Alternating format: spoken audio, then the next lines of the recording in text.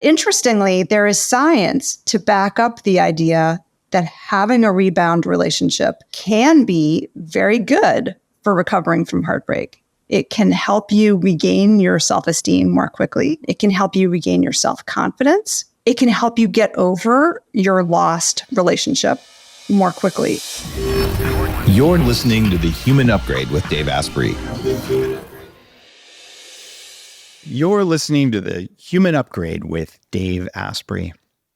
Today we're going to talk about something that you might not think is in the world of biohacking, but it is. That is heartbreak. Heartbreak, from my perspective, is actually an injury. It's just not a physical injury. And it's something that we do need to recover from.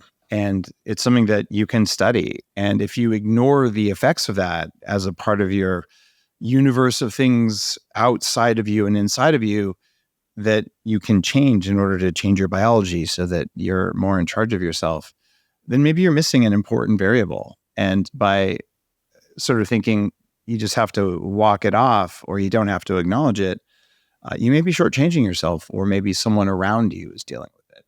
So you're going to learn by the end of this episode how heartbreak affects human health and how you or people you care about can recover from it and be stronger than they were before. And our guest today is Florence Williams, who's an award-winning author, a journalist, and has studied this after going through her own painful divorce.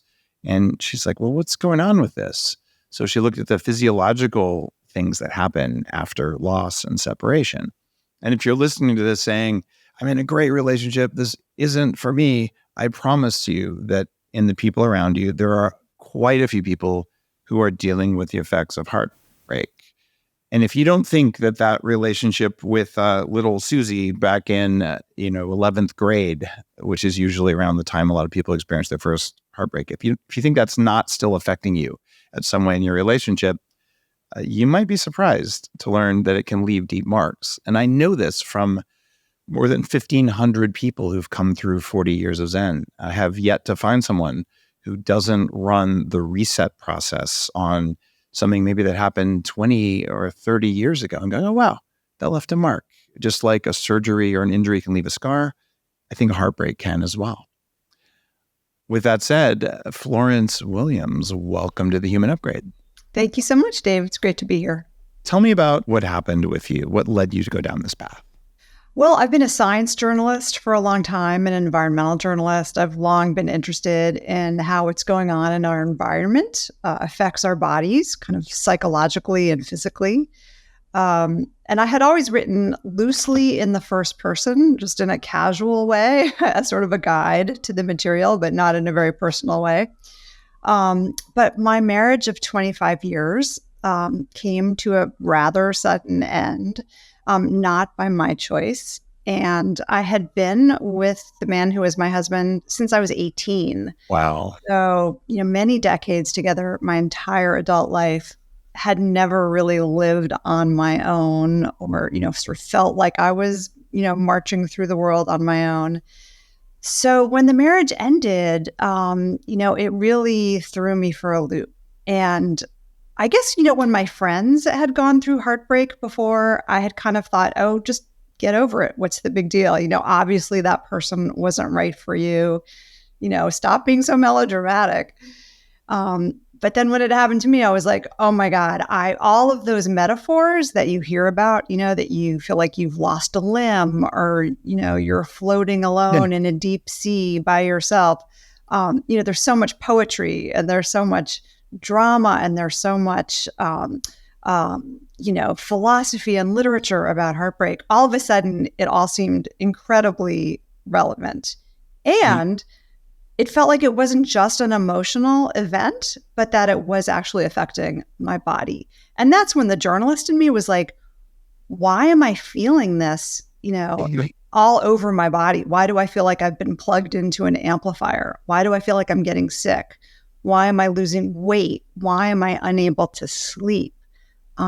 What's going on in my cells and in my brain?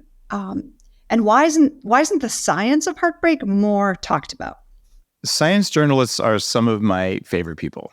And it's because this weird scientific method thing where you observe something, which is the start of the scientific method, and here's a hypothesis, and then you go out and you do this broad search to find meaning in something. So some of the most interesting books I've read come from science journalists who dealt with something and said, well, let me apply my craft to myself. That kind of sounds a lot like biohacking.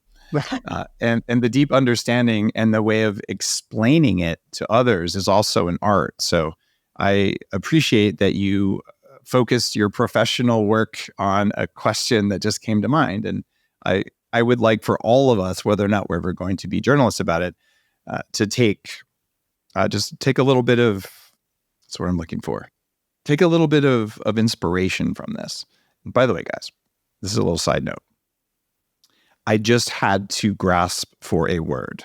That doesn't happen very often to me. And every time it happens now, I ask myself a question. Why did I have to pause to think of that word? And I do this because as another science, I don't know if I'm a journalist, I just write science books. I guess 3,000 articles makes me a journalist, but they're all blogs.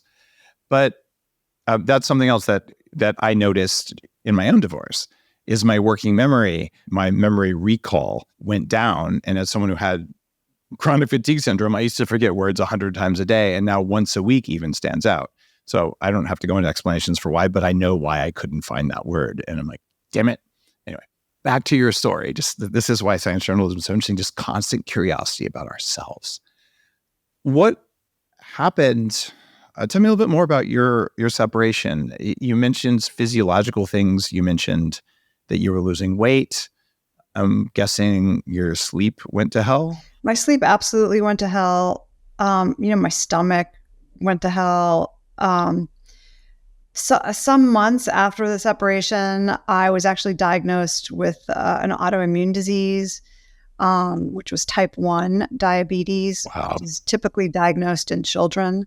And weirdly, as I went through my reporting, I ran into other people who were divorced and were diagnosed with type 1 diabetes in the wake of their divorce.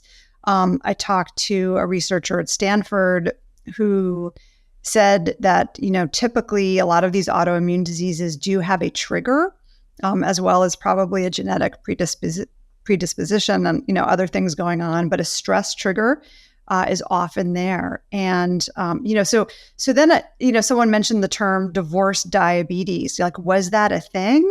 Again, I was very interested in that. There's a psychologist at the University of Arizona who said to me, divorce is a story of inflammation.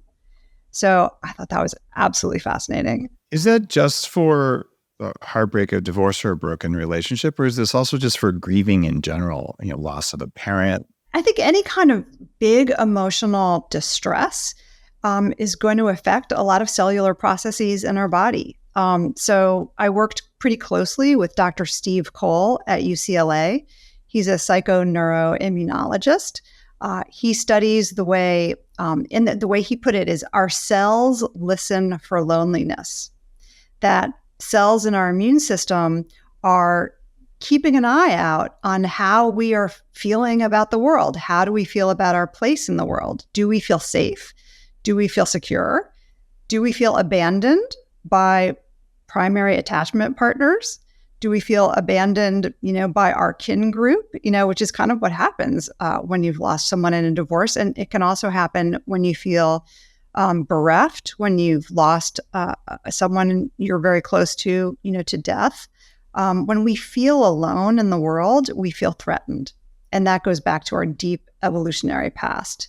And our cells become more hypervigilant to danger, more vigilant to threat in a social situation like that, which was, I thought, unexpected and strange. And we went in and in the spirit of self-experimentation, Steve Cole measured my own blood cells at various time points past the divorce as I tried different interventions to see if those sort of genetic transcription factors and genetic markers were changing as time went by after the separation.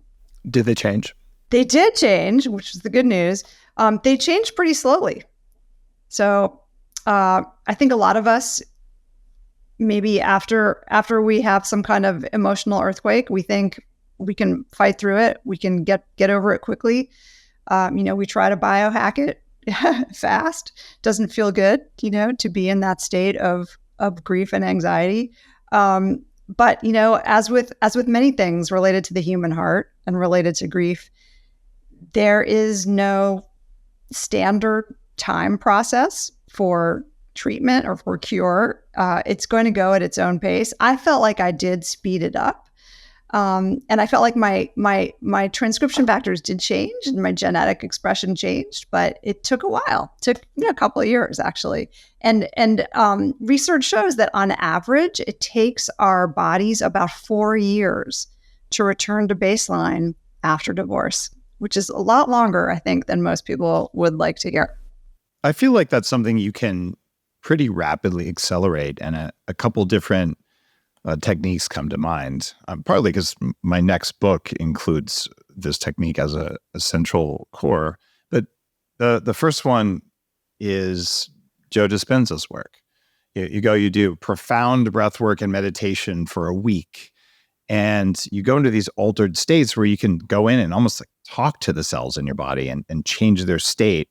And just like the research you did, he has thousands of data points. Actually, he has millions of data points from thousands of people now that are very rigorous around cytokines and saliva and tears and gut bacteria and blood work, showing a profound transformational process seems to have really big physiological effects. And then the second one would be this reset process, which is a gratitude and forgiveness process that's at the core of the first half of people who come to my 40 Years of Zen neuroscience brain upgrade program.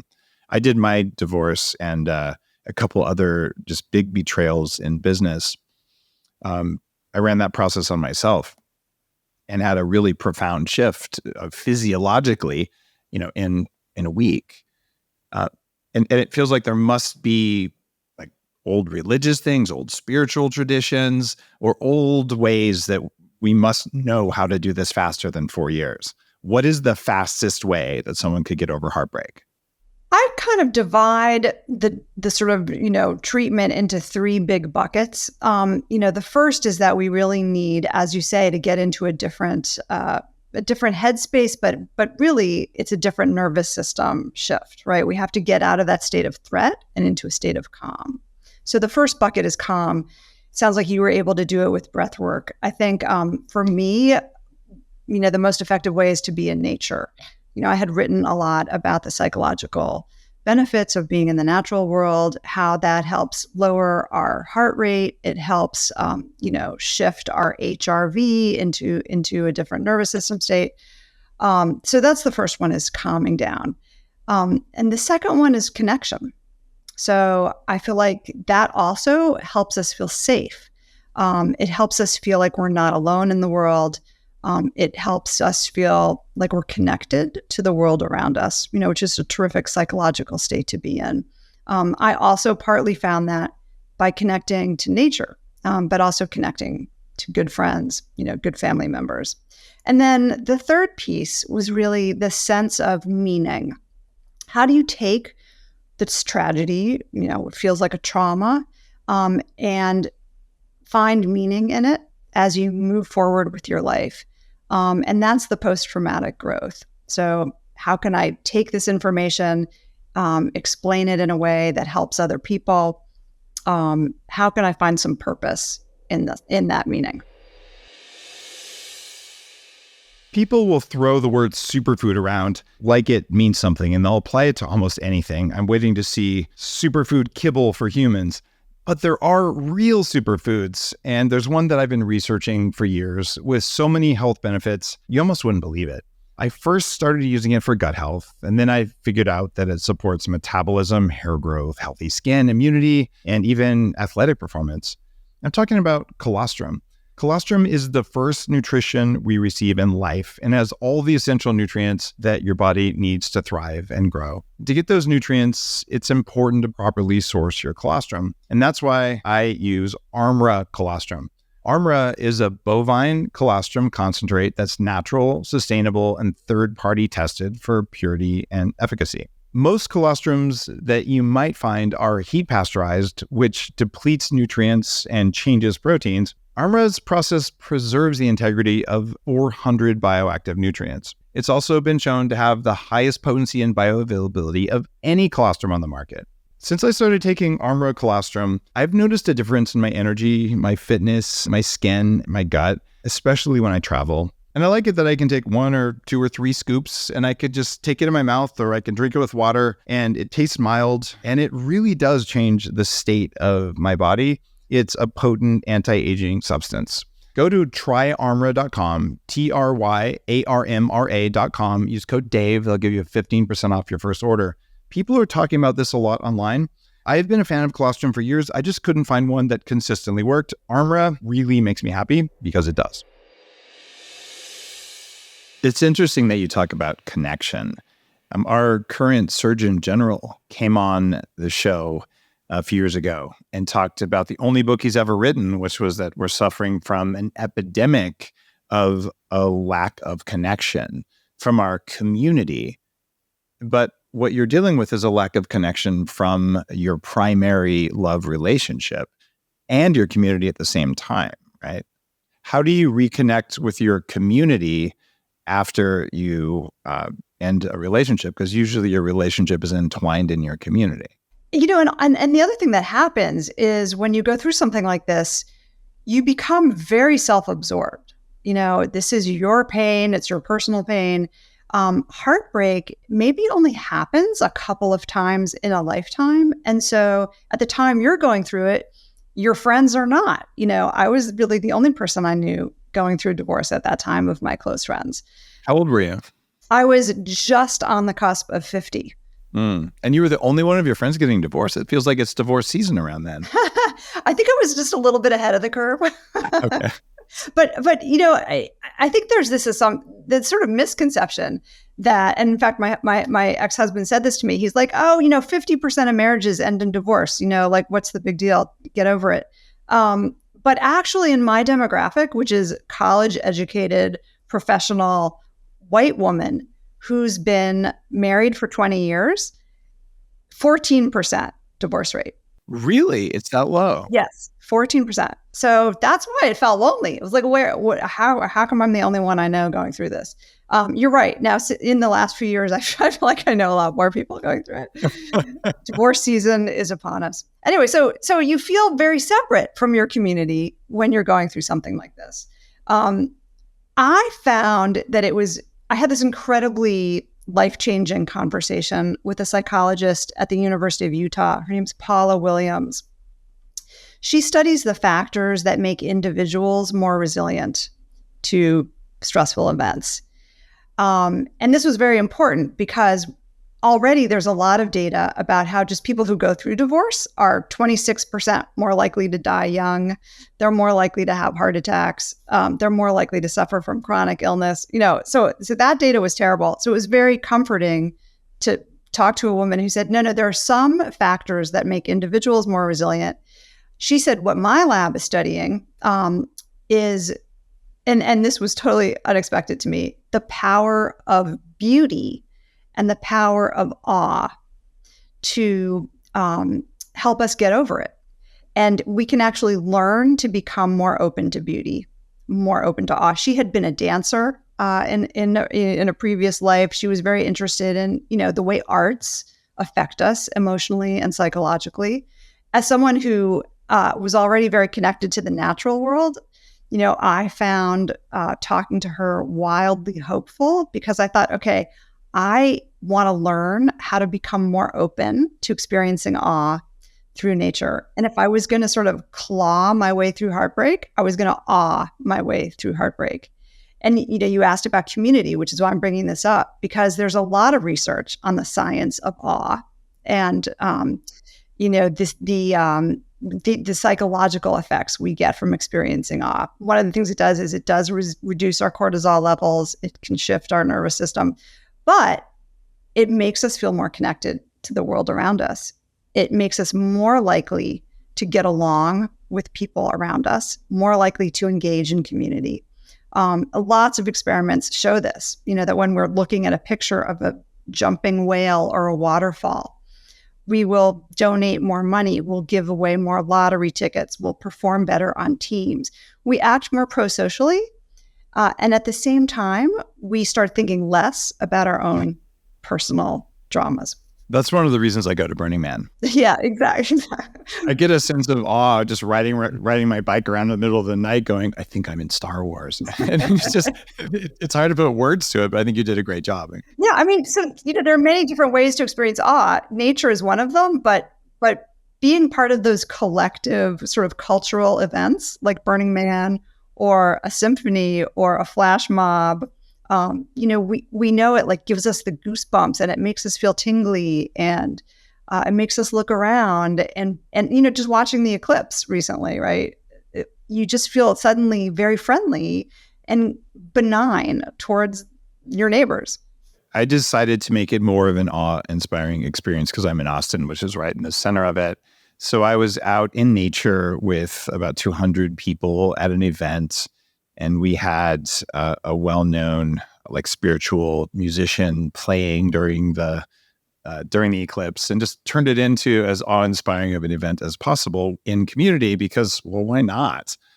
In order to deepen that. Well, there's one of my favorite studies actually out of the University of California during the eclipse in 2017. Researchers analyzed, I think it was about 1 million tweets, and put them through, like a word algorithm, and found that people in the zone of totality used more pronouns like we and us compared to people outside the zone of totality who were using more words like I or mine. And I think that really illustrates the way when we're confronted with this incredible awe, we suddenly feel like we're part of something. You talked about beauty as being an antidote for grief. And what I've found is the first step of just truly letting go of anything like this is gratitude. And the neuroscience states of experiencing beauty and experiencing gratitude, I believe, are about 99% the same. Like there's specific shifts in the brain that happen. And so for me, turning on gratitude more profoundly in people's brains as I'm helping them through a process at 40 years in or just in my own, it feels like there's visualization practices that I teach, but there are also some compounds that really accelerate gratitude. We just are in the very late stages of launching ketamine experiences at 40 Years of Zen as a small part of the program, as an add-on for people who want to use a medicine like that. The brain waves that come out of that, the amount of power behind the gratitude states is meaningfully enhanced. Do you look at any of the plant medicines as a way of dealing with the problem of grief or the problem of heartbreak? Yeah, absolutely. I underwent a number of interventions during the course of the 2 years I was writing the book, and we were testing my those transcription factors in my immune system before and after, and one of them was psychedelics. So, I talk a lot about awe, and in fact, one of the mechanisms for transformation that's hypothesized for why these psychedelics are so effective in helping people is that they make us see God, or we feel this unity with the universe. And so I really wanted to try it. It's like awe on steroids. It's like big awe. Psychedelics are like awe on steroids. That's a great quote. Yeah, absolutely. So I worked with a therapist, and I actually did what they sometimes call a hippie flip dose. My favorite. Oh, okay. Yeah, what is it? Say it again. Yeah. I started with a dose of MDMA, which I had never done before. And then about 30 minutes later, I took a full dose of psilocybin. And I think because of the MDMA, the theory was that I would be more open, to the medicine of the psilocybin and feel like it was a more benign experience. I was a little bit afraid of it. I was afraid of kind of losing control of myself. And, I'm a very cognitive person generally, science journalist. I didn't really want to lose my sense of self. I did, but I was afraid to. Yeah. So the MDMA helped. And then, I had about a 6-hour experience with the psilocybin. And I honestly think of all the things I tried, to recover from heartbreak, that was maybe the most effective one. Wow. And I think the reason I had the guts to do it was I was interviewing Dr. Dacher Keltner at UC Berkeley, who is really, really influential in the studies around awe. And he's a child of the 60s as well. And I said to him, do you think I should try psilocybin for heartbreak? And, he sort of closed his door and he said, yeah, absolutely. There are now 2 studies showing that taking MDMA with either LSD or psilocybin reduces the chances of re-traumatizing yourself. So when people talk about having a bad trip, it's not really a bad trip. It's that you went back to a painful place and you maybe, because you didn't have the skills or the knowledge or the safe setting, you, instead of doing the work on the space, you just re-experienced it. But MDMA in combination with those dramatically reduces the chances of that happening so people can get more healing experiences. I think that's right. I think, you're going to see potentially scary things, while you're tripping. But, I think that, the advice you hear from people is if you see a door, open it. If there's something dark happening, there's probably a message for you in that darkness. And I think taking the MDMA kind of makes you go, yeah, okay, I'm feeling comfortable with this darkness a little bit more. Glyphosate. It's in your soil, water, and food. It's awful for people, and it's just as bad for your pets. Dogs spend all day with their noses down. They're scavenging and sniffing in glyphosate-heavy areas like lawns, parks, apartment common areas, where no one should be allowed to spray that stuff anyway. But your dog probably gets more exposure to glyphosate than you do. The good news is that you can biohack your furry friends too. Beam Minerals makes a canine mineral supplement specifically designed to detox dogs from glyphosate. Beam Minerals contains humic compounds. They originate in the soil and bind to glyphosate to deactivate and remove it from your dog's body for good.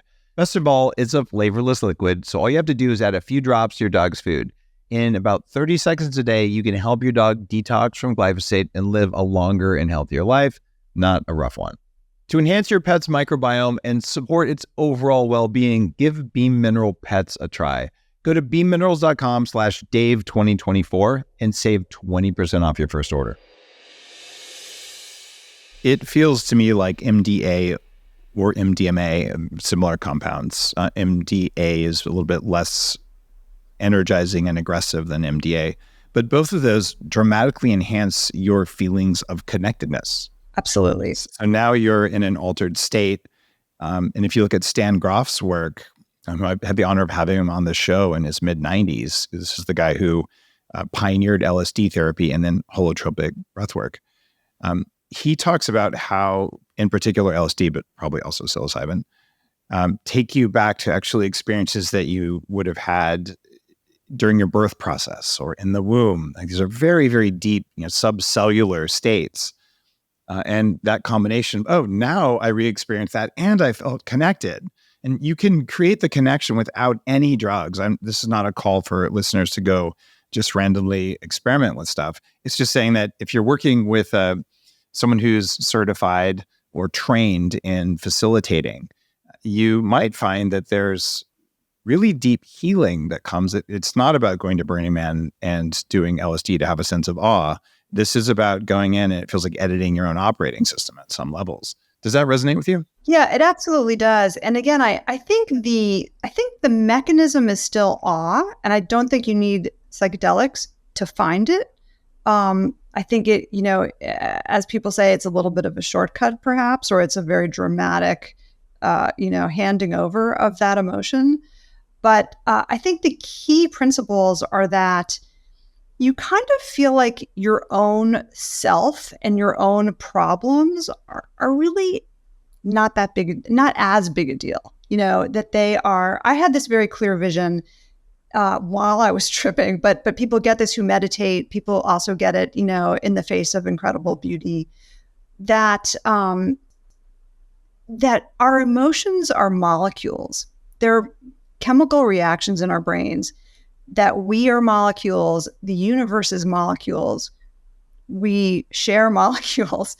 And it's kind of like, and I mean, I had this very clear message during my own experience that, these are molecules. Like, it's not that big a deal. We all experience them. They're universal. Suffering is universal. We're all in this together. And your own sense of your own ego is maybe not as important as we think it is. What's the role of ego when you're going through a heartbreak? I think it takes on an outsized proportion. All you can think about is yourself and your pain, and your friends get tired of you because you're just talking about it on and on. I mean, my friends were very nice.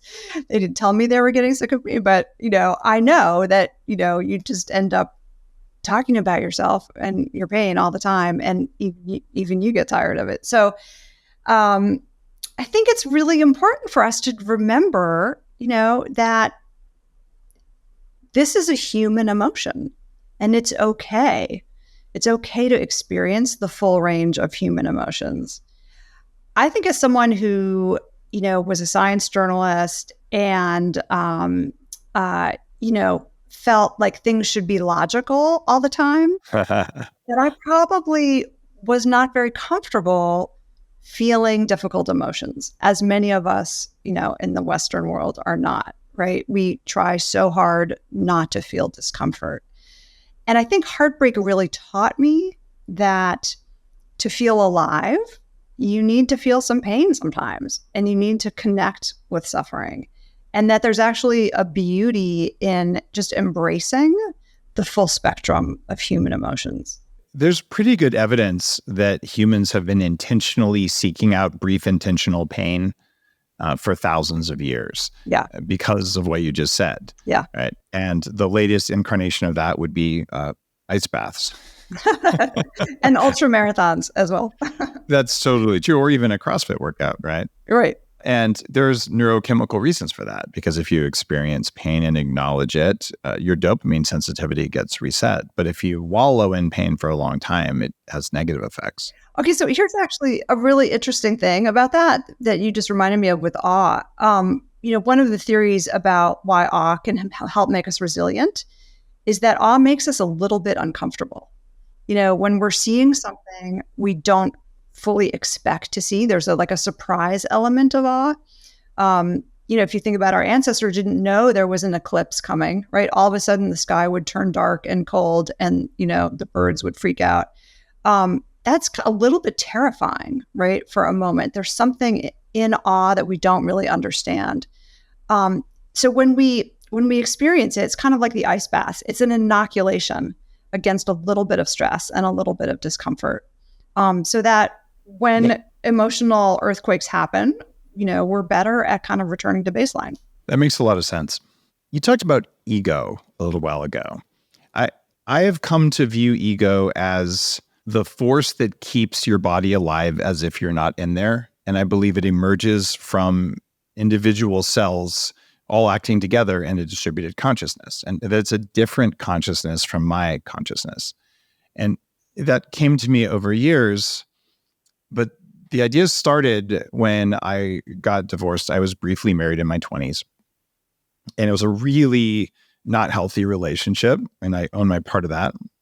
And so I went to my first personal development retreat at the end of that one. I just kind of hit rock bottom. I probably could have benefited greatly from your book. And I did. I went and said I didn't know what to do. And a friend said, go to this thing. And I did holotropic breath work and a bunch of other stuff over 10 days. And like you, I was very rational. And I remember sitting with this very, very wise woman who'd spent 30 years in the field of transpersonal psychology, almost since it was invented. And she looked at me when I was just really out of sorts. And she said, well, are you feeling anything? I said, yeah, I'm feeling pissed off, right? All this stuff is stupid. Why do you want me to, breathe or, hit pillows and all this stuff that people do at those kind of retreats, all of which, by the way, can work. And she said, well, are you feeling anything else? And I said, no, there's no reason to feel anything else. And she said, do you feel it in your body? And I said, well, yeah, I feel something in my stomach. She goes, yeah, there's a name for that. She goes, it's fear. And I looked around and said, there's nothing here to be afraid of. Therefore, it's not fear. And she just laughed and she said, Dave, fear is an emotion. It doesn't have to be rational. And that was the moment when I realized that I can simultaneously be rational and irrational, and that's okay. And that eventually led to this understanding of the role of the ego and where it comes from, and that it's actually just not me, but it's in there with me. And that's brought me great peace. And it's also allowed some of the more advanced biohacking techniques around letting go of things, because instead of thinking I'm this mismatch of rational and irrational, I am, right? Or at least this body is. But it allowed me to delineate where certain emotions were coming from and to acknowledge them instead of pretending like they weren't real. Did you have to do something like that? Yeah, absolutely. I feel like fear in some ways was a really overriding part of my experience with heartbreak. There was the grief, over a lost loved one. But so much of it was that I was honestly a little bit afraid of what was going to happen to me, now. What was my future going to be like, this totally unexpected future that I didn't think I was going to have? How was I going to move through the world now? Was I ever going to find love again? Was I capable of finding love? Was I going to be able to afford health insurance? I mean, there are a lot of deep fears that come up from an event like this, an experience like this. And I wasn't used to feeling those things. Wasn't used to feeling insecure. And so I had to acknowledge that a lot of this drama and upset and probably what was happening to my body was fear-based and threat-based. And you're right. I think at some point you have to sort of move through it. You can't just pretend it's not there.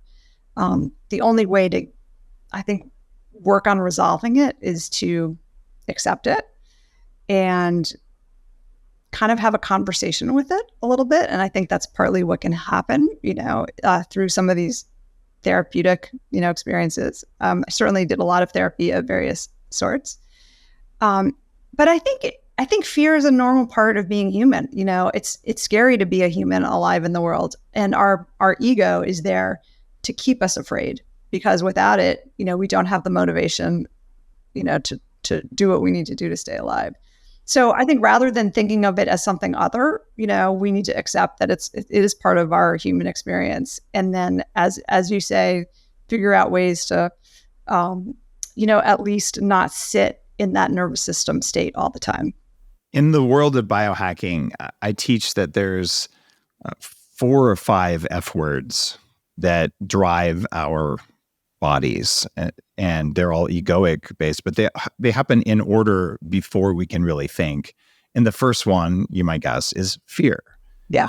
Right? Because it's the strongest one, and it's something might kill me. Therefore, I should be reactive. And then the body goes into all these inflammatory things. A lot of the physiological stuff that you talk about there's because, well, you felt fear. And then there's food, because, being hungry is a bit of a problem for most species over thousands of years. And then it's another F word, and you can probably imagine what it is. I'm thinking of fertility, but I know what you're imagining. But I wasn't going to trick you into saying it. And then the fourth one is friend, which is community and connection. And the fifth one is actually forgiveness, because that lets you go back and reduce fear. And that's sort of the order of operations for what our body will do if it can allocate resources in the right way. But I want to ask you about that third F word. Yeah. Because in some of the articles I've written, I found research about 20% of people talk about meeting God during a profound orgasmic experience. Yeah. And when we go through a heartbreak, we probably aren't with a lover, at least for a period of time. How important is reconnecting intimately with people for the healing process around heartbreak? Well, there's so many directions to go with this question, and there's so many things I can say. I will say that, part of the conventional wisdom after a big heartbreak is don't jump into another relationship too soon. You need to learn to love yourself first, or, you blah, blah. Okay. I was not interested in that. Honestly, I just felt actually very compelled to connect romantically and sexually, Yeah. right away. And I don't really know where they came from, except that it was part of my drive, I think, to feel alive and to feel validated, and to feel worthwhile, all of those things. But interestingly, there is science to back up the idea that having a rebound relationship can be very good for recovering from heartbreak. It can help you regain your self-esteem more quickly. It can help you regain your self-confidence. It can help you get over your lost relationship more quickly. So I was thrilled to find out that there was science there, and that the science behind the don't get involved too quickly wasn't necessarily valid. I will say that I would never recommend that people jump out and jump into a rebound relationship. I think, that can be risky, right? You have to do what feels comfortable. So I think it's a very individual kind of decision. For me, I think it was actually very helpful. And then I will also say there's a lot of science around the soothing effects and the stress reducing effects of touch, right? So we know that oxytocin is a direct counterpoint to cortisol. It doesn't have to come from sex. It can come from petting a dog. It can come from holding hands with a child. It can come from, making eye contact with people you're close to. So I do think that human connection, that tend and befriend kind of instinct that we have, and women have it more than men, maybe one of the reasons women recover more quickly from heartbreak than men. That human connection, I think, is a huge part of getting over any kind of stress. I mean, I think the human organism, we live stressful lives. We are kind of designed to feel stress, but we're also designed to recover from it. And that's where I think a lot of us go wrong in modern life. We don't have the ways to recover from stress as part of our sort of culture, the sort of dancing under the Milky Way, sitting by the fire, singing songs together. These are ways we used to recover from the daily drip of stress. And a lot of us just don't do that anymore. So much wisdom in that. There's two ways you can go after a heartbreak. One is a rebound relationship, and the other one is rebound, we'll just call it the third F word. So basically, you can have sex or you can have a new relationship, right? And are there benefits to one path versus the other? Again, I think it's very individual. I was very, I think, aware of not wanting to be in a long-term relationship. Yeah. Again, really quickly. I mean, heartbreak in some ways provides a fantastic opportunity to rediscover who you are in the absence of a partner, right? And I had been with the same partner for decades. And suddenly here was this opportunity to be like, oh, I actually, really like going to bed early, or I like sleeping in, or I like watching this kind of movie, but you never liked that kind of movie, so I never did it. And so I think it's really a gift, to be able to take that time to sort of get to know yourself, rediscover, who you are and what you like. I mean, here's, one example is that my partner actually didn't really like physical touch in terms of like PDA or holding hands. And so since I was with him since I was 18, I didn't really know if I liked that either. And it wasn't until I had sort of some shorter term or medium term relationships where I really rediscovered these whole new ways to be with a partner that I just loved. There's a sense of safety that you have when you're in a relationship, even if it's not a great relationship, at least you have, a partner there with you. And you talked about fear, and safety is one of the opposites of fear. It's not the only one. In fact, peace is probably a better description of the true opposite of fear. But I have found that men and women are fully capable of generating a state of safety from within themselves that creates profound resilience. And working through a divorce or a breakup or any kind of heartbreak or grief, it teaches you, if you do the work right, that you're not going to die, even though it felt like you were going to die.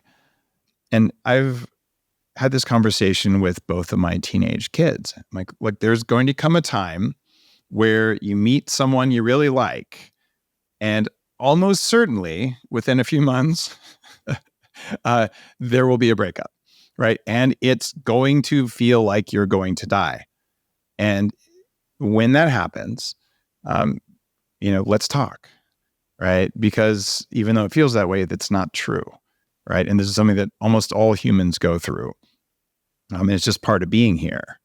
And, when it happens, just know, like, it's a process and you'll overcome it. And that's what friends are for. If you could go back and talk to yourself as a teenager, now that you've wrote a book on heartbreak, what advice would you share with yourself? That's a really interesting question.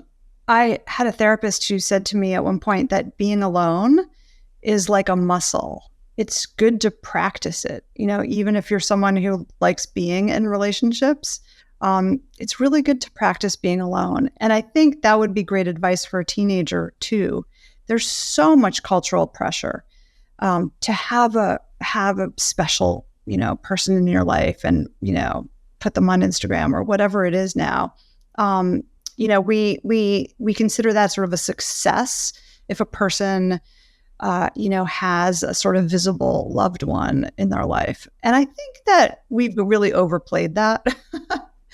I think that it would be really great if we can also sort of valorize the joys, right? And the generativity and the creativity and the comforts that come from sometimes being on your own. It feels like you can have the highest and best quality relationship when you're perfectly comfortable being alone, because then there's nothing pushing you into the relationship and there's nothing making you stay in a relationship other than free choice versus fear.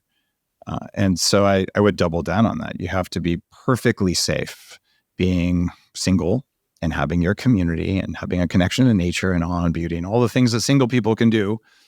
I think before you really step into a new relationship that's likely to be healthier. And if you skip those steps because you have a rebound relationship and you let it become a long-term relationship instead of doing the healing, that seems like a double-edged sword. The rebound relationship is, your judgment is clouded when you've just gone through a heartbreak. So it's not, what you feel might not be necessarily reflective of what you are going to feel when you're healed, which is why I think your approach was really healthy. So I'll have some shorter, medium-term relationships with people and see what you like and reconnect and experience the benefits of intimacy, right? So, but knowing that, okay, these are probably going to end and just being okay with it. How did you get to be just okay with it, given that you just experienced heartbreak and now you're getting some level of physical and emotional intimacy with someone, but this is not a long-term thing? Yeah, I was totally okay with it. I would have been more afraid of a long-term relationship, at that point. Amen. Yeah. Yeah. I think there was such room for short-term and longer and medium-term relationships. That said, I think that even in those relationships, you can have a very beautiful, and intense connection with another person. And even though you're suffering maybe, and you're still grieving and you're still working on all these things in yourself, you can do that in the context of being in a relationship. So I don't think, waiting until, you have figured everything out is necessarily the right step either. I think that sometimes it takes relating to another person to push that growth, and to help you.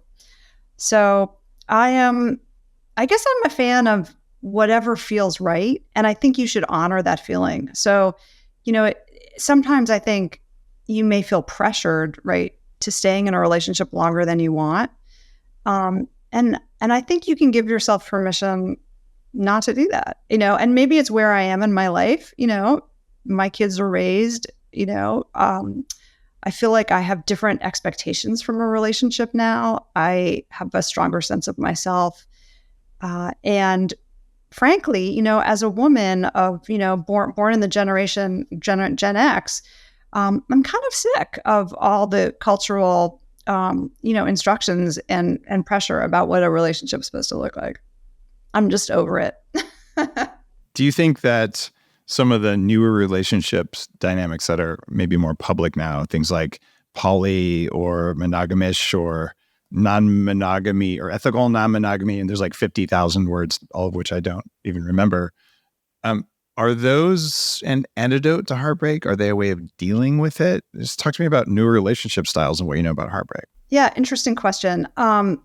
I don't have a lot of experience of being in those kinds of relationships, and I'm reluctant to be judgy about them. You're a science journalist. You're judgy by definition. Come on. But it's science-based. So, after talking to physical anthropologist, or I guess she's an anthropologist, Helen Fisher, she's written all these books about the neuroscience of love.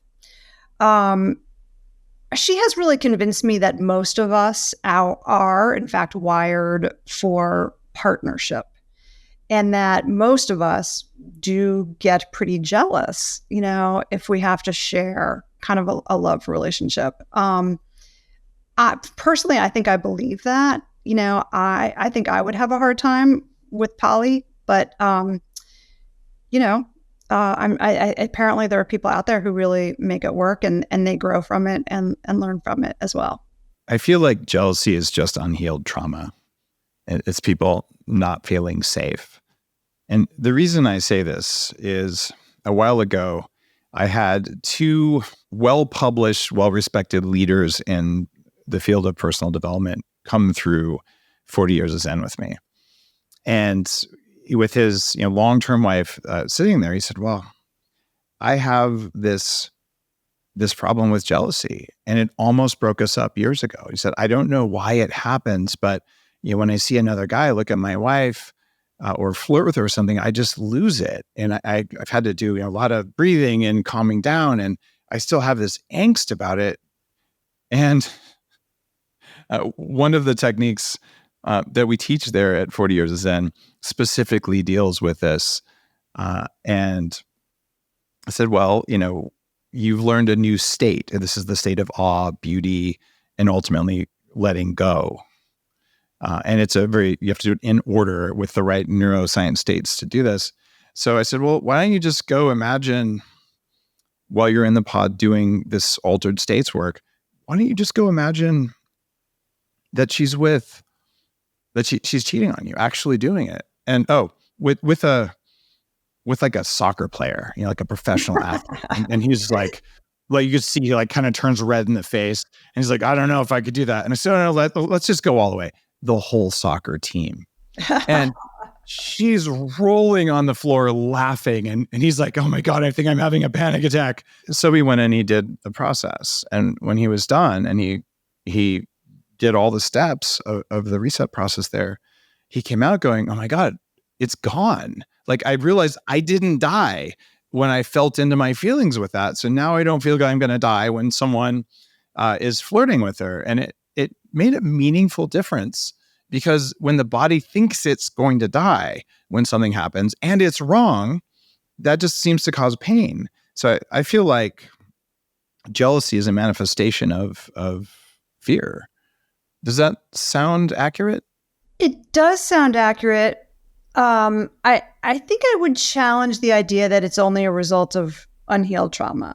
I think that, again, that our, the way our neuroendocrines, and our peptides work in our brain, that, we do sometimes feel unsafe. Yeah. And we long for safety. And I think that's even in the absence of unhealed trauma. Yeah, that's a very fair point. I think that people have different thresholds, for feeling unsafe. Absolutely. And I think also there's a lot of individual variation, and they've shown this actually in voles, that there are some prairie voles are, generally monogamous, right? But there are some prairie voles who aren't. And I think that that's true in humans, that we have different receptors in different parts of our brains that encode for attachment. And so again, I think, rather than just being judgy about each other, we should just sort of understand that there's some variation out there, and yeah, this is going to work really well for some people and probably not so well for most of us. I have some friends who are very unhappy and stressed in poly because of what we just talked about. And I know a smaller number of friends who have secure attachment and are poly and are happy as clams, right? And it feels to me like it's secure attachment more so than monogamy that's most important for creating that sense of safety. Talk to me about what a heartbreak does for your sense of attachment. Well, I think it really questions it and it undermines it, and that's what causes the trauma. Partly, is this broken attachment bond, which is one of the most difficult kinds of pain we are wired to feel. So, humans aren't just social animals, but we are hyper social animals. We are designed to take these attachment bonds very, very seriously. When they're broken, we are kind of wired to freak out about it. So the question is repair, right? How do we regain that sense of trust? That these bonds can reappear, with a new person. The sad thing is that there's a percentage of people, I think it's about 15% of people who are heartbroken, who really don't get over it. They are not able to form deep, new romantic attachments. There's probably, in that case, there probably is some unhealed trauma. And we know that, unfortunately, that's a sizable statistic, 15%. And I think that that's really driving the statistics you see about longevity and morbidity, that these are the people driving the statistics behind early death and disease and this continued feelings of loneliness. So I think that's part of the urgency, behind why we need to work hard to recover from heartbreak, to rebuild our trust, in each other. And why when we have friends going through this, it's important to help them. How do you best help a friend who's going through heartbreak? I think anything we can do to help facilitate those three buckets I mentioned earlier, the calm, the connection, and the sense of meaning and purpose. So for some friends, it might be the connection piece, encourage them to talk about it with you, be vulnerable about your own suffering and heartbreak. It was so helpful to me when I would talk to these scientists, who were studying the voles or studying even bird song. There were all kinds of lab animals, that I ended up learning about. And in almost every case, I would say to the scientist, I'm interested in this because I'm going through a divorce. And they would say, oh my God, let me tell you about my divorce, or let me tell you about my heartbreak. And that was so helpful to me because, as I say, I didn't necessarily have really close friends who were going through it at the time. Take your friend on a hike, drag them to your meditation class or your breathing workshop. Help them feel like they are in a safe place. I've noticed that the most important thing I can do with heartbroken friends, even if it's not that recent of a heartbreak, is if you know how to really give someone a hug, but a safe hug, where you're actually transmitting safety with your field, like with your cells, sometimes that can just be magical, where you don't even have to say anything. Just like, hey, just let me give you a hug. And you have the 8-second hug that releases oxytocin. I've done a couple of podcasts on that with Dr. Love, who's done a lot of oxytocin research, Paul Zak. And it feels like that can be good, but it has to have intention behind it. And it can't be like a sexually tinged hug. Like it just has to be just an open-hearted kind of thing. And you can feel someone else's nervous system relax in that. Like, oh, I just had like a taste of safety, like a reminder that that's where they're from and that that's where they're going on their healing journey. So is 80 seconds the magic number there? Just 8 seconds or 8 more. seconds. Okay. Right. Yeah. And the Heart Math Institute people, I was an advisor there years ago, who have a lot of wisdom. They'll tell you hug heart to heart, so that you basically put your face over their right shoulder instead of their left shoulder, so that the fields of the heart are more closely aligned. And there is a field of the heart that we can measure with a magnetometer. Like this is real science and physics, not just the airy-fairy stuff, which also has value. I'm not saying that just because we believe something because it's worked a long time and we don't know why, it probably still works. I don't have any issue with that. Yeah. And so that's the safety part. I've also heard, actually from a a friend recently who's going through heartbreak who said, well, every time I try to talk about it, everyone else ends up telling me all their stories and then they start crying. And like, it feels like it's never really about me. Like I just wanted to share. And then everyone's kind of dumping theirs because there's so much unhealed relationship trauma. Is it better, or was it better for you when someone would share that they had a common experience, or was it better when they just listened? I think there's a place for both of those. I guess if you're going to share about your own experience with your friend, make it short. make it mostly about them, but help them feel like they're not alone in this experience. This reminds me of another sort of antidote to heartbreak, which is the idea of ritual. We don't really in our culture have rituals for heartbreak. We have so many rituals for marriage and not necessarily for the end of it. And one of the places I traveled for the book was Croatia, because there is a museum of broken relationships. Oh, wow. And I loved this experience. People from all over the world have sent in objects representing their broken relationship. And some of them are very funny. And then they'll write one paragraph about sort of how this object describes their broken relationship.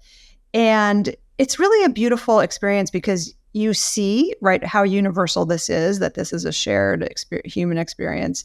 But you also see how just the act of sending in an object, writing a paragraph, and then seeing it under glass, in this beautifully lit display, kind of helps encapsulate the whole process. Provides a little bit of detachment, right? That you're able to now tell a story about it.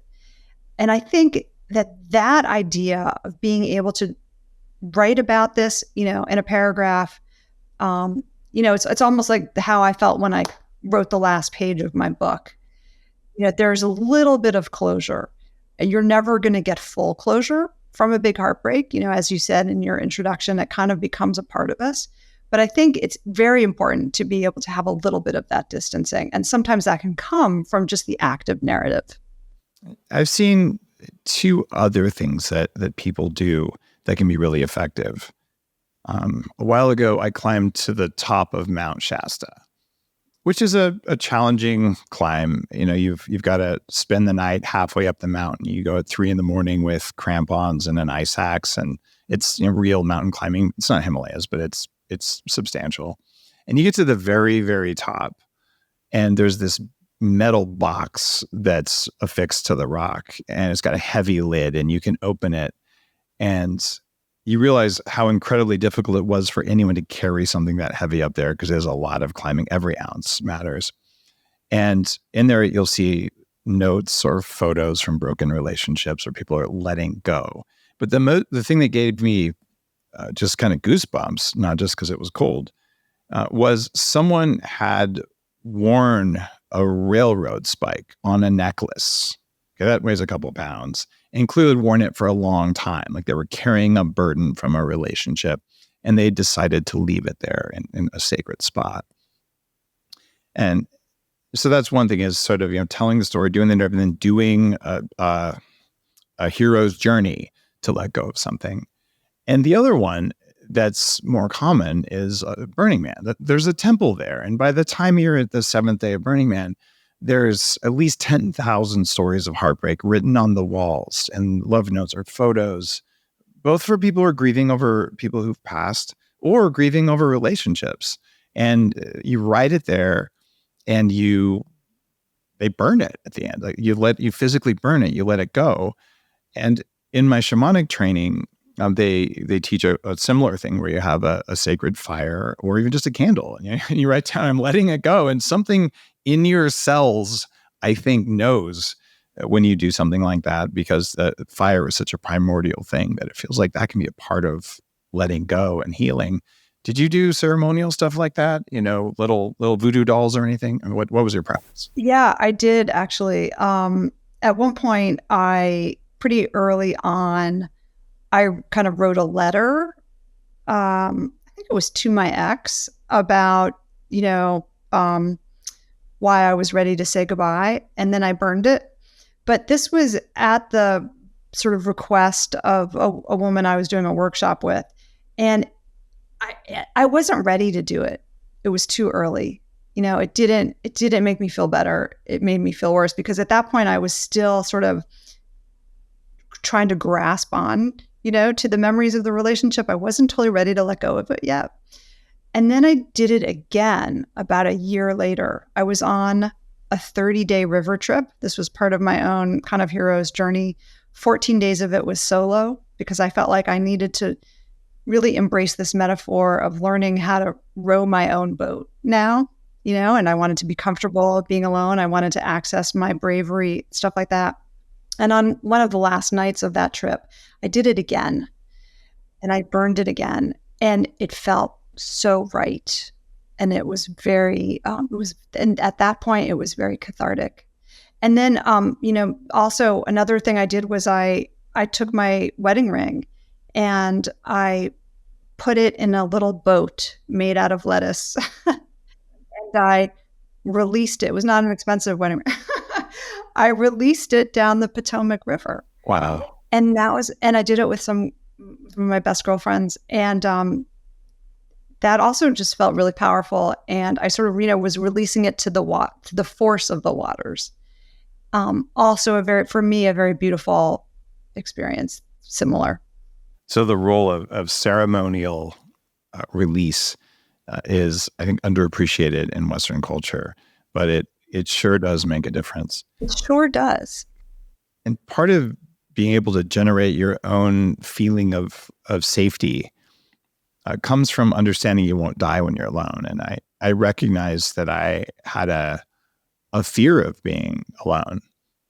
So I ended up asking a shaman to drop me off in a cave for 4 days all by myself with no food, because I also had noticed that if I was feeling lonely, I'd probably eat more.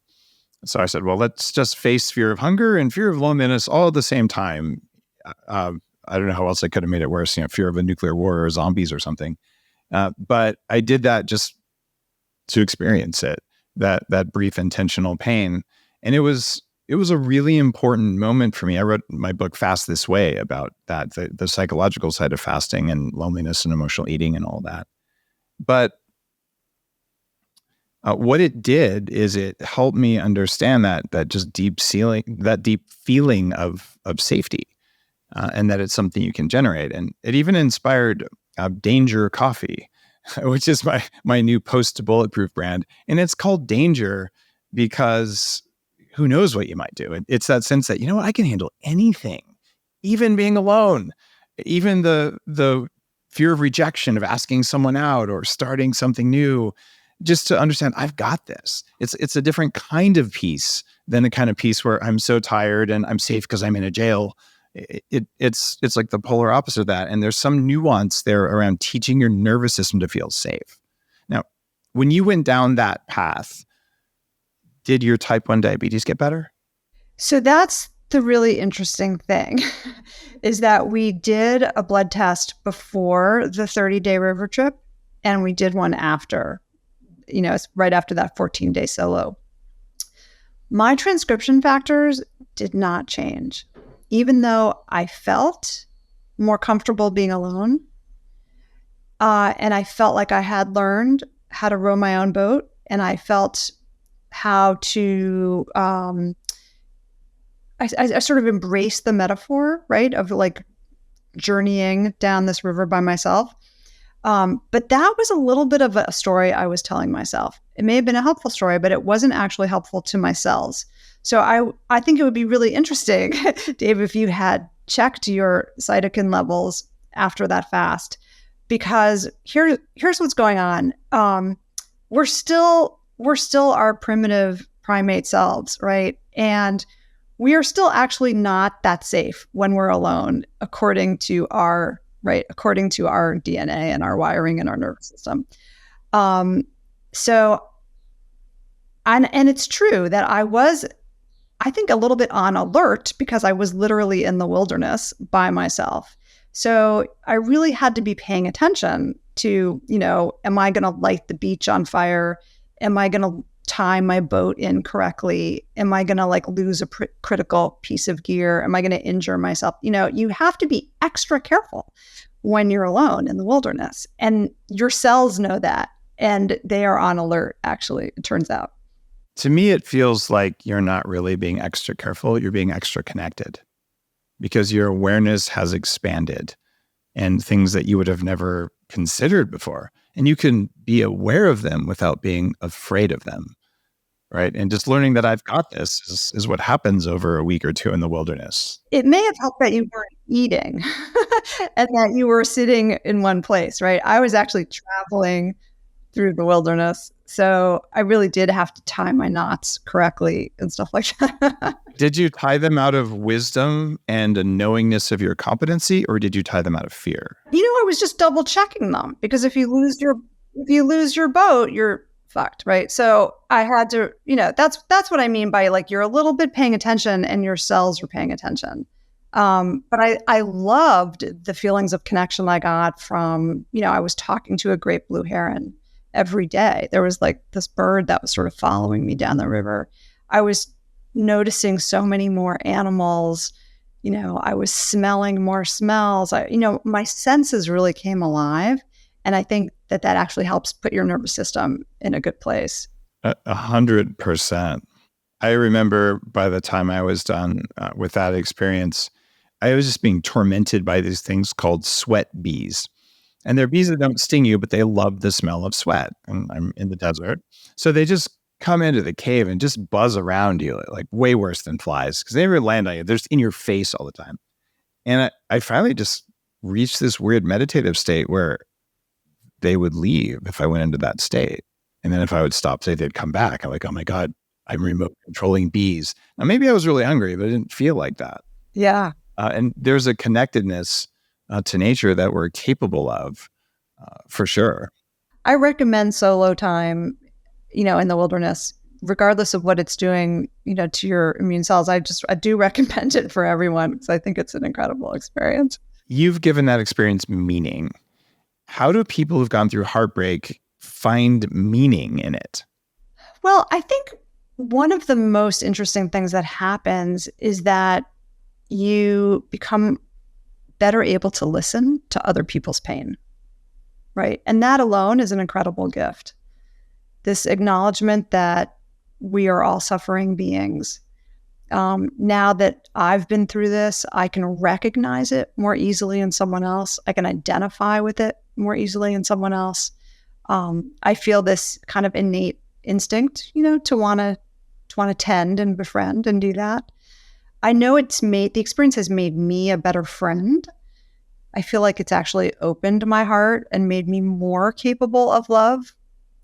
I think if there's a way to intentionally look for those kinds of openings in your own experience, however fleeting they may seem at first, to sort of have the confidence that your heart may end up a little bit softer, a little bit more permeable, a little bit less armored after this event, you'll be a better person in the lives of the people you care about. Something I experienced when I was divorced around age 30 was that about half my community was supportive. I remember when my friend Lance called up and just said, Dave, like, I don't know if anyone said this to you, but like, I think what the way you're being treated right now is bullshit. And I just want to let you know, like, you're not all crazy here, and it was just this sense where I was like, maybe I am crazy. I don't know what's going on. A lot of people feel that as they're going through, especially if there's codependency. And that was just so meaningful. But about half of my friends, they looked at like my heartbreak like it might be contagious. And so they would pull away. And a lot of divorced friends have told me that they lost some of their friends because it just shined a light on weaknesses in their own relationships.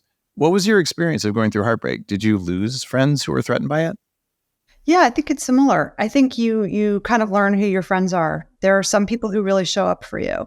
And then there are some people who really don't. And it's hard to know what's behind that. But I think the contagion theory is real.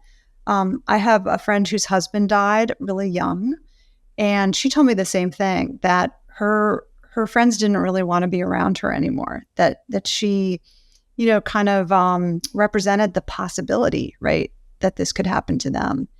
And it wasn't a possibility some of them wanted to sit with and spend time with.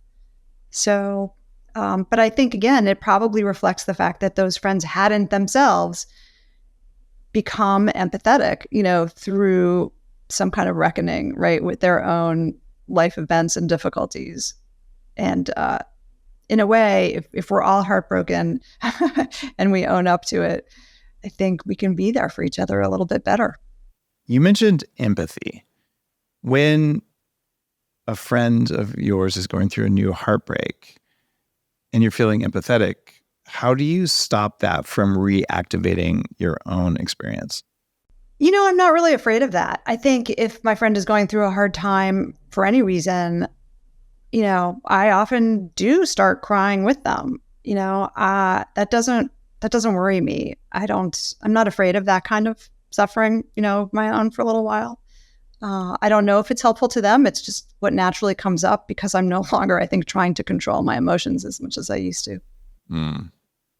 It may come down to the fact that you've done enough healing so that you're, that you're safe, even if you briefly experience your friend's suffering, that it's not yours. I think that's true. I think I have enough distance now, from the pain that I'm able to go back into the cave, for a little while. One of the chapters in your book is called "Your Cells Know Everything," which is totally core to the way I see biohacking today. And that's your explanation for how the autoimmune type 1 diabetes happened. Can you talk about some of the other physiological manifestations of heartbreak? Just give me a list. Yes. Well, one of the most fascinating is what's sometimes called, it's Takotsubo cardiomyopathy, also known as heartbreak syndrome. This is a literal cardiac event that happens to people who have experienced a big emotional blow. So it represents about 4% of all, cardiac events in the hospital. Fortunately, it has a relatively low fatality rate, but I think about 20% of people go on to have some heart, damage afterwards. And it's not a conventional heart attack. It's not caused by a blockage in the artery. It's really caused by these stress hormones freaking out the left ventricle of the heart, causing it to balloon out in the presence of these stress hormones and stop beating. And so people feel like they're having a heart attack. And in fact, their heart is not working correctly. But when they get imaged, in the ER, there's no blockage. So it often happens, especially in postmenopausal women. So there seems to be some protective effect of estrogen.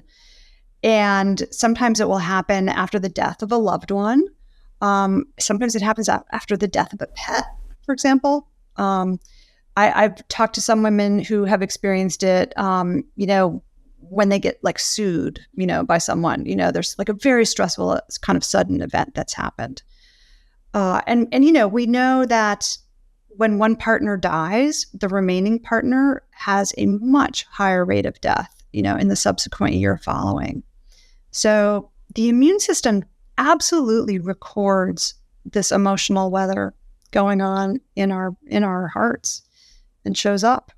I've had myocarditis a couple times before it became popular in the last 3 years for some mysterious reason. And this is as a younger person, and there's a feeling around your heart. And there's a reason we call this heartbreak, because it feels like that. And one of the times it was probably related to mold or toxic mold exposure. The other time I did some really just profound, deep healing work, probably healing anyway.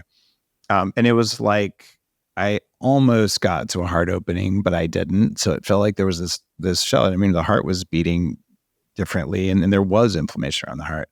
And I would attribute that to having gone to some very deep, shamanic type of places and not quite emerged all the way we'll call it the cardiac equivalent of blue balls for if that's not too crass. You're like, man, there's a lot of pressure in there. And like, if the pressure can't go anywhere, it creates just this sense of unease. And it took about almost a year for that to subside, just from intense spiritual or meditative practices. I don't think I've ever talked about that on the show. And that's maybe the downside of meditation or doing spiritual work with people who aren't fully qualified for the states that you're going to go into. Yeah. And I think that risk is also present, especially with ayahuasca, but some of the other psychedelics, the same thing could happen. How do you stop it? I mean, could we just take rapamycin, which is an anti-aging immunosuppressant, for the year after we go through a heartbreak to make sure we don't get it? Like, what?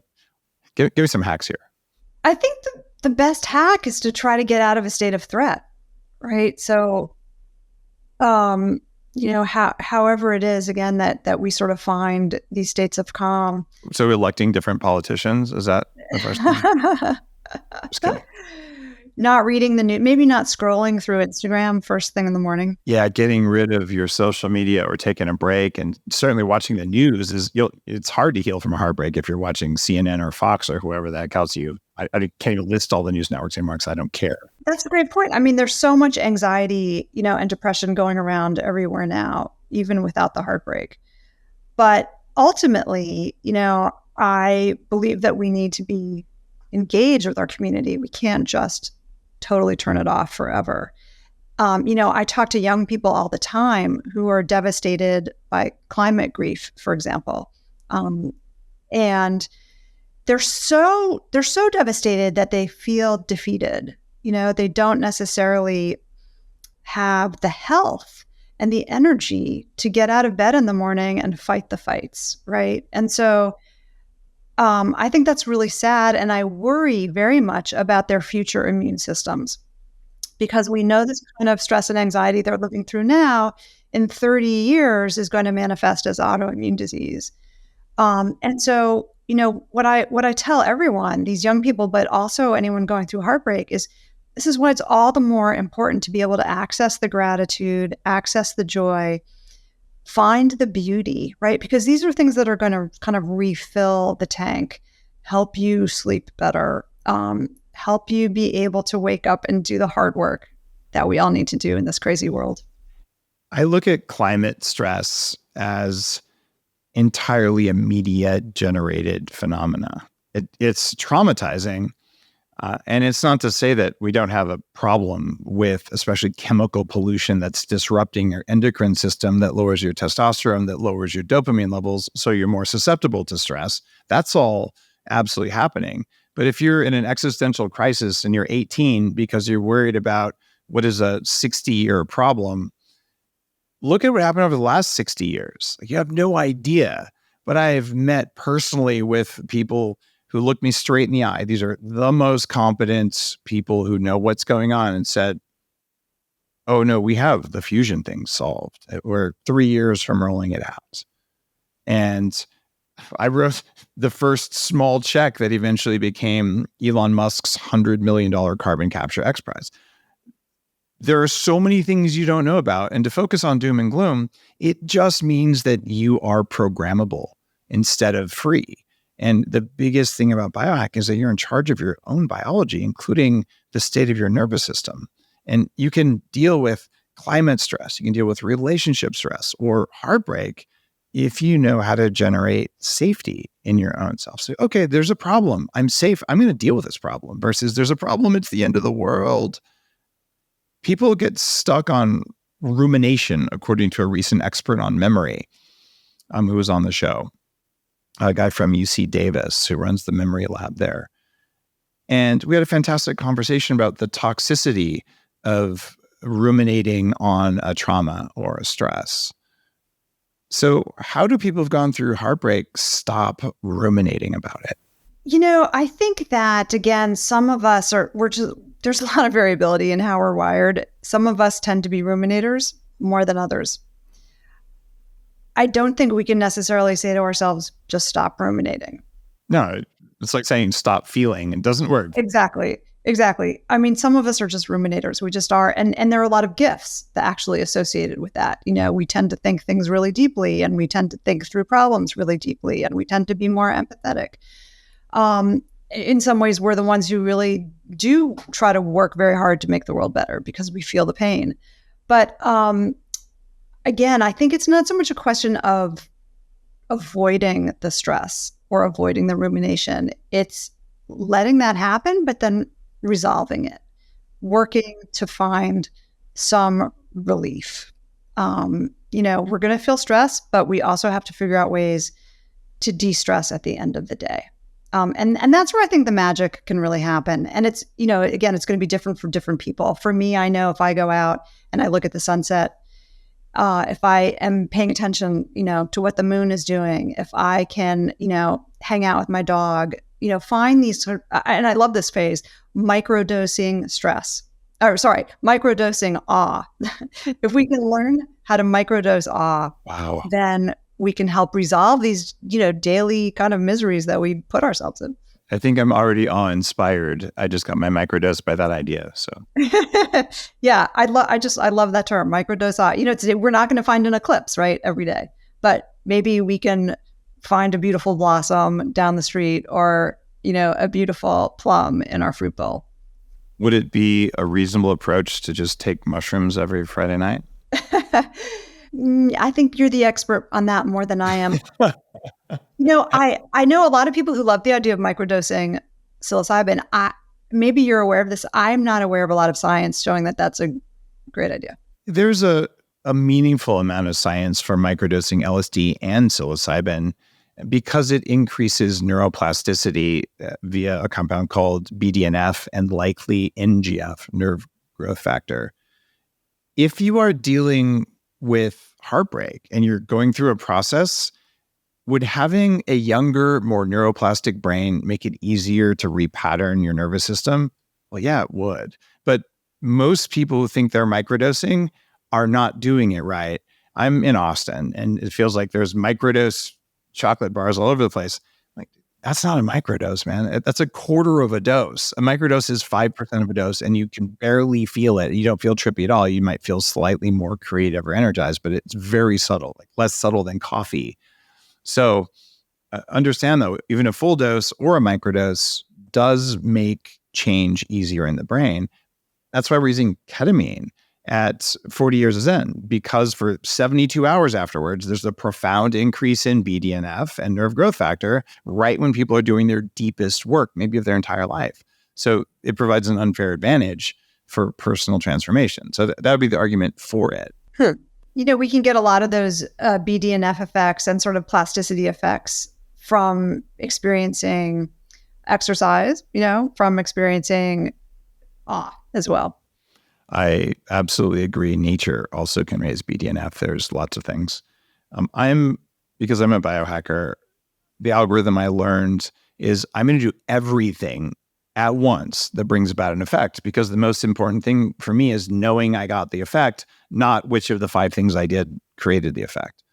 And I just realized, even if I live for 180 years minimum, which is my current goal, if I tried a different single variable every month for the rest of my life, I wouldn't try everything, much less the combinations of 2 or 3 things.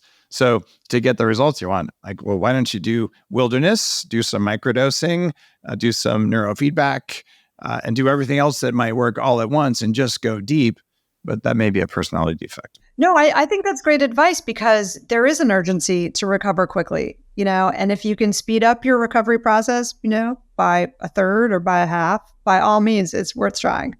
We've also both relied on a technology called EMDR at various phases. Walk me through what it is and how you used it. EMDR has become quite popular lately as a treatment for trauma, and it stands for eye movement desensitization reprocessing. And the idea behind it is that if we can engage in some kind of bilateral motion, for example, moving our eyes back and forth, that was kind of how it was originally used in therapy, that we can help take some of the storm energy out of our trauma memories. A lot of people who are going through PTSD kind of feel like they're still living in the traumatic memory. And if we can take that memory and just make it kind of a memory that's decoupled, from the huge emotionality, decouple it from our nervous state reaction, then we can help resolve the trauma. So I did undergo, I participated in a workshop for people going through divorce. And, it was kind of neat because there were maybe 10 of us, in a room together. And what we did, instead of the eye motion back and forth, we did tapping. We sort of crossed our arms over our torso and did this tapping on our collarbones. Yeah, EFT. Right after we had recalled a painful memory, from the relationship or from the divorce. And we did this for, I guess, all day, really. And there were a lot of tears, there. Did you feel stupid as a science journalist tapping your collarbones for a whole day? A little bit. Yeah. You're like, really? Like, what? Really? Just, but, there are studies, right? There are some studies out there showing that it's more effective than a lot of other kinds of therapy. I don't like it that tapping works. And I've had a couple big experts. Nick Ortner was on the show, who wrote The Tapping Solution, Dawson Church, who's a leader in epigenetics. And I've worked with therapists, and I've just come to understand my cells listen to tapping a lot more than my logical brain. So I use tapping regularly when it's called for, either in myself or others. And I've seen profound effects from it. I just like, come on, is my body really that dumb? And yeah, it kind of is. It does a lot of good stuff too. So tapping is independent of EMDR, though, with the eye movement stuff that you did. I found it to be really effective in some situations, almost for any trauma. But when you're dealing with heartbreak, there's two associated emotions where I've seen EMDR or the reset process at 40 Years Zen, which is a different vibe, but it ends up in the same neighborhood. And they are injustice and betrayal. And they're independent traumas that oftentimes are layered on heartbreak. What's your experience with the sense of betrayal and the sense of injustice? Well, I've certainly felt those both acutely. We all do. In my own divorce experience. The cool thing about EMDR is that, the underlying concept is the bilateral motion. And I am someone who walks all the time. And then when I was on my 30-day river trip, I was paddling, and so I really took a lot of comfort in knowing that this kind of bilateral motion is also really good at taking some of that storm energy out of these painful memories. There's a reason why a lot of veterans with PTSD are walking the Appalachian Trail, or they're walking the Pacific Crest Trail. These long walks help us heal. And I think the bilateral motion may be sort of an under-recognized mechanism for why it can be so effective. Oh, wow. So you think walking, just because you're activating right, left, yes, in addition to lymphatic drainage and the meditative aspects, that it might actually just be working because of that. That's interesting. I've never heard anyone say that before. Yeah, and I feel it paddling too, and probably bicycling, cross-country skiing. Yeah. And it's also rhythmic, which is different. One of the ways of increasing connectivity across the brain is almost any exercise that causes you to cross over the midline of your body, which is why my dear friend, Dr. Daniel Amen from Amen Clinics, who wrote one of the mini books that's profoundly changed me. He said, Dave, get a ping pong table. Like, you want to live a long time, just do that because it's going to activate your brain. So when I had space for it in my barn in Canada, I probably from my son was 5 till 12, we played many times a week. And I think it really did help my brain. And I never thought about whether that crossing over the midline also had trauma effects, like trauma beneficial effects, but it wouldn't surprise me. That's cool thinking. See, this is why science journalists are fun to talk to. Glad I told you something you hadn't thought about. It's hard to do with you, but. Oh, well, thank you. It feels like sometimes injustice or betrayal can create heartbreak, even if you're still okay in your primary relationship. Yes. Like if there's someone you trusted who, steals from you, embezzles money, tries to steal one of your companies, fires you from the company you founded. I'm just going through my own list here. But, all those things were... That's just last week. Yeah. Or if Joe Rogan, for no good reason other than financial considerations, tries to come after you for a year. By the way, I did the reset process and EMDR to figure out the reason that pushed my buttons, instead of just laughing and be like, Joe, could you say my name again? What I realized was it was pushing an unresolved trauma from first grade. It was pushing that button. It's a bullying type of behavior. Yeah. And so many people were bullied. Usually girls are bullied emotionally more so than boys who are bullied physically, but we both experience it in different ways. And sometimes it can be emotional or physical in either direction. But if people went through that, adult situations that could be a relationship or could be some other trusted relationship that's not your primary relationship, it can also cause something similar to heartbreak. And sometimes that first button is injustice or betrayal, similar to someone cheating on you. If someone trusted, steals a bunch of money, like, well, how could they do that to me? It feels like your spouse cheated on you, even though they weren't your spouse. Any insights from your book on heartbreak around what people can do when their heart's broken, maybe not by their primary partner? Well, I think there are some interesting insights. I'm not sure how much I totally believe them, but there are some interesting insights into how betrayal affects men and women differently. So, for example, if there's cheating in a relationship, women tend to be more upset by emotional betrayal. So if there's the sense that your partner has really fallen in love with someone else. Whereas with men, there is more of a reaction to sexual betrayal, and the emotion isn't as important. And there are sort of perhaps evolutionary reasons for both of those, right? So, I think that if you're in a relationship where there has been cheating, that it's important to sort of recognize that, because your partner may be like, hey, I didn't sleep with her. What's the big deal? Or it was just sex. And yet, men and women may really experience that very differently. So I think there needs to be a little bit of respect and understanding there.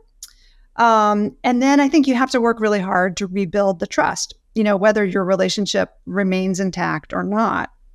Betrayal sort of it cuts to core values, right, about trust and safety. And so there's a lot of rebuilding that has to happen after that.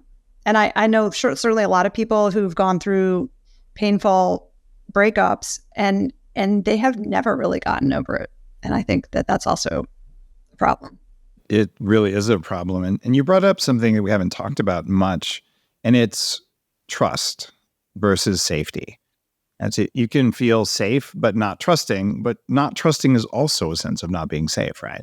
Absolutely. How do you go about rebuilding trust if your heart was broken?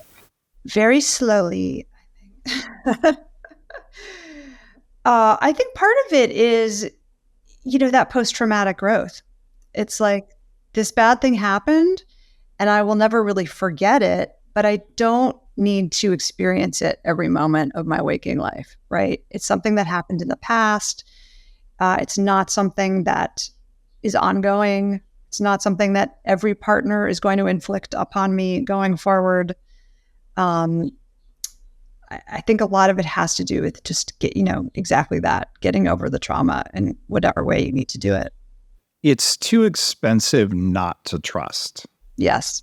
Just like it's expensive to hold on to hate or resentment or bitterness or any of the things that oftentimes are a side effect of even a relatively good breakup, because they cost you every single day. And that's why forgiveness is the final F word in the hierarchy that I use, because for me, that's the easiest, although it's hard, but the easiest way to permanently reestablish your ability to trust the world and to trust yourself, and then to feel safe in the world, and even to generate safety in yourself. I think that's a really good point. Oh, thank you. Is there some technology or technique we haven't talked about that helped you do that? Again, a lot of it had to do with journaling. Journaling, we haven't talked about that so much. Okay, how much did you journal?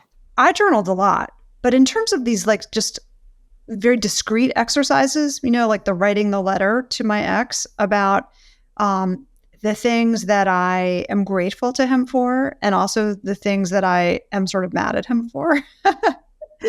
And I guess ultimately, ideally, you would switch that, right? First, write about the ways in which, this person hurt you, but then write about the ways in which this person, helped you grow or helped you, the things you loved about that person, as well as the things that you are sort of happy to let go of, right? And I think it's perspective. You may still be sort of mad, about the pain that was inflicted, but you can also recognize the gifts. And that's okay. I don't think it has to be this unqualified, like, your ex is actually a great person. It's not. Like, your ex was a complicated person. You had a complicated dynamic, both of you were responsible for that dynamic. It's this kind of understanding that there's room, I think, for a lot of different emotions, including the ones that enable you to be more optimistic. And I've got 2 more questions for you because we're coming up on the end of the interview. The first one is, other than your own book, which is called Heartbreak, A Personal and Scientific Journey, what is the other single best resource you've found or book to read about heartbreak? Good question. Well, I love music, right? So for me, I already mentioned I'm Gen X, and there's just certain music, that I really loved listening to. Smells like Teen Spirit, huh? Exactly. We all have our favorites, right? And a lot of music is based on big emotions, right? A lot of it's based on love and broken hearts. I would encourage you to go for it. Like, listen to that music, do it up. For me, it was Liz Phair. She actually made an album. I think she's got a song called The Divorce Song. I don't know why that became the soundtrack to my divorce, but it really did. Also, a lot of REM, Oh, yeah. That's a neat piece of advice. Make a soundtrack for your heartbreak or for your separation or divorce. I like that a lot. Great. Final question here. If you could feel and look as good or better than you do now, how long would you want to live? I think I'd go a little bit against the grain right now. I'm not so much interested in longevity. I'm more interested in health span. And maybe that's because I have a chronic illness. The priority for me is in feeling great. That was the precondition, to feel as good or better than you do now. And health span is kind of like, well, duh, no one wants to be sick before they die. But if you don't have to get sick, how long would you want to live? I would love to live long enough to get to know my grandchildren. That's a good answer. I do not know that I will have grandchildren. It's too early to tell. But I hope I would. And I would love to live long enough to get to know them. Beautiful. Thank you, Florence, for writing a really interesting mix of emotion and science. And that's right where science is right now in the world of biohacking, is let's study emotions and figure out what's going on in there, including at the cellular level, the genetic level, the inflammation level. And I think you've done original thinking in this space, and I appreciate you. Well, thank you so much for having me. It's really been a pleasure. Again, guys, the book is Heartbreak, A Personal and Scientific Journey. And you can buy that anywhere you like to buy books. And you can listen to the show anywhere you like to listen to shows. Make sure you click subscribe on YouTube, or that you're following this on whatever the heck podcast platform you're using right now. And as a bonus, if you come to the Biohacking Conference, which is happening at the end of May, beginning of June in Dallas, Texas, go to biohackingconference.com. We will have one of the leaders in the field showing what meditation, breath work, and visualization does to your genetics. And that's Dr. Joe Dispenza, who will be on stage along with other leaders in the field of longevity and biohacking. And of course, me sharing the latest and greatest. I hope to see you there. And by then, I hope you've read Florence's book, because it's really good. You're listening to The Human Upgrade with Dave Asprey.